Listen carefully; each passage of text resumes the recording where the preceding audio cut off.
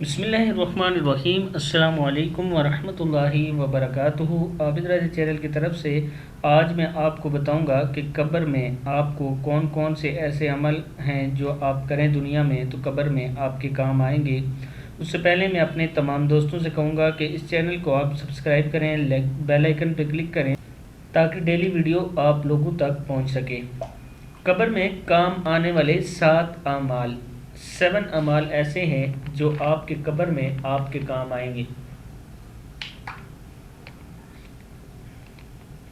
اس قبر میں جہاں کوئی بھی آپ کا ساتھ نہیں دے گا۔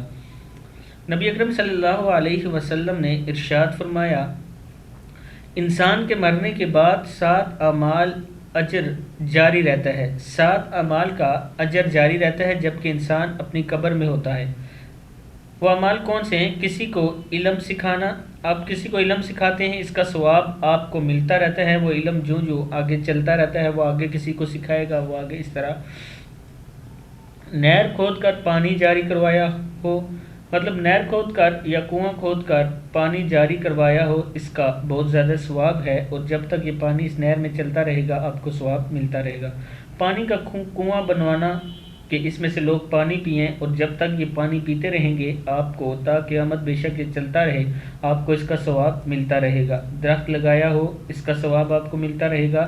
مسجد بنوائی ہو، اس کا ثواب آپ کو ملتا رہے گا۔ قرآن مجید کو اپنے پیچھے چھوڑا گیا ہو، یعنی قرآن کریم خرید کر وقف کر دیا گیا ہو، یا کسی کو قرآن پڑھایا ہو، یہ 2 چیزیں بھی ہیں۔ یا تو آپ نے قرآن مجید لے کے مسجد میں رکھا ہو اور لوگ اس سے پڑھ رہے ہوں، یا آپ نے کسی کو قرآن پاک پڑھایا ہو اور یہ سلسلہ آگے چل رہا ہو۔ یہ 7 اعمال ہیں جو قبر میں آپ کے کام آئیں گے، اور کوشش کریں کہ ان 7 کے 7 اعمال کو آپ اپنی زندگی میں ضرور کریں۔